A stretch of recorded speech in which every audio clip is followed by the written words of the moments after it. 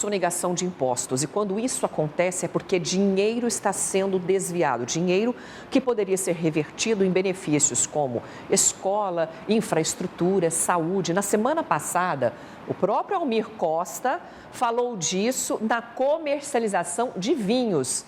Agora nós estamos falando de carros de luxo. Olha, a classe A está na mira da polícia, hein, Almir?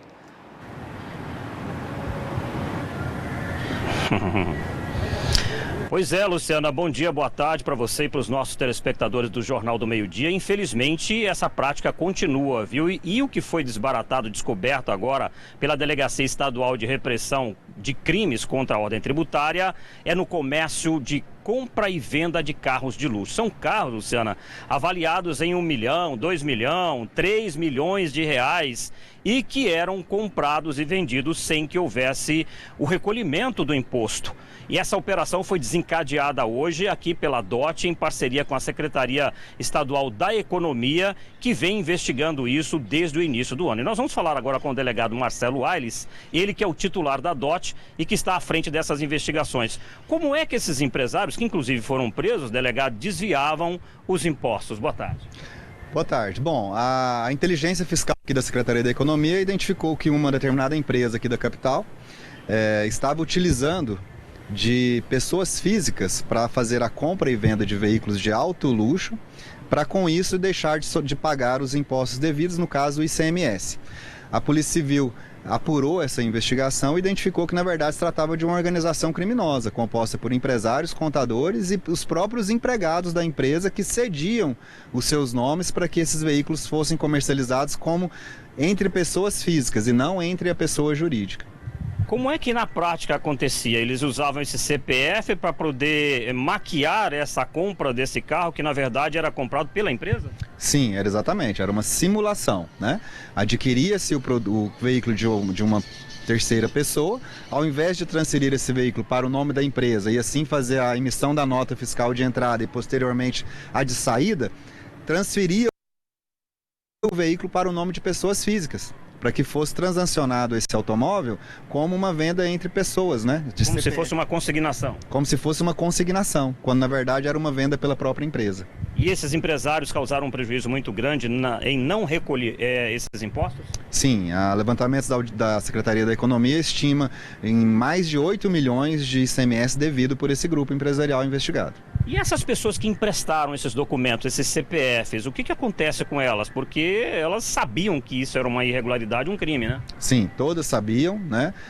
Participavam voluntariamente dessa organização criminosa e agora respondem por falsidade ideológica e também vão responder perante a Receita Federal em razão desses bens não terem sido declarados também nos seus respectivos impostos, declarações de impostos de renda. Eram só esses dois empresários ou quando o senhor fala de organização criminosa tem mais gente ainda envolvida? É uma organização criminosa composta por 2 líderes, que são os donos da empresa, contadores, que auxiliavam na estruturação da fraude fiscal, e os empregados e parentes desse casal, que são os 2 proprietários, que cediam seus nomes para que esses veículos circulassem, né, tanto a compra quanto a venda, nos seus CPFs. A próxima etapa agora é investigar junto com a Secretaria para que esse dinheiro de imposto que não foi recolhido seja de fato recolhido? Sim, a Polícia Civil já requereu e foi autorizado pelo Poder Judiciário o bloqueio de vários desses veículos e a Secretaria da Economia também na data de hoje arrolou todos os veículos que estavam na sede da empresa, exatamente para que esses veículos de alto valor, né, sejam colocados em garantia com relação ao pagamento dos tributos devidos. Delegado, uma última pergunta, por que o casal foi preso? É uma prisão temporária por 5 dias até que a gente prossiga nas investigações e conclua o inquérito para encaminhar para a Justiça. Muito obrigado, delegado Marcelo Aires, aqui da DOT.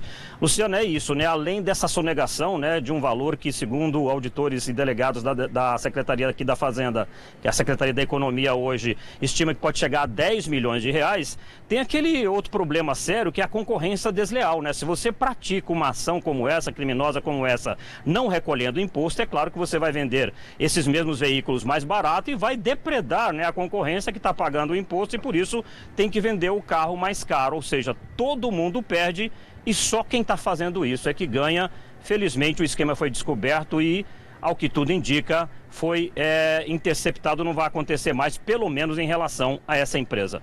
Eu volto com você aí no estúdio. E são carrões, né, Almir? Prejuízo aí de 10 milhões de reais nessa sonegação de impostos, reforçando aí esse valor. Muito obrigada ao nosso entrevistado. Daqui a pouquinho você retorna com outras informações. Almir, valeu.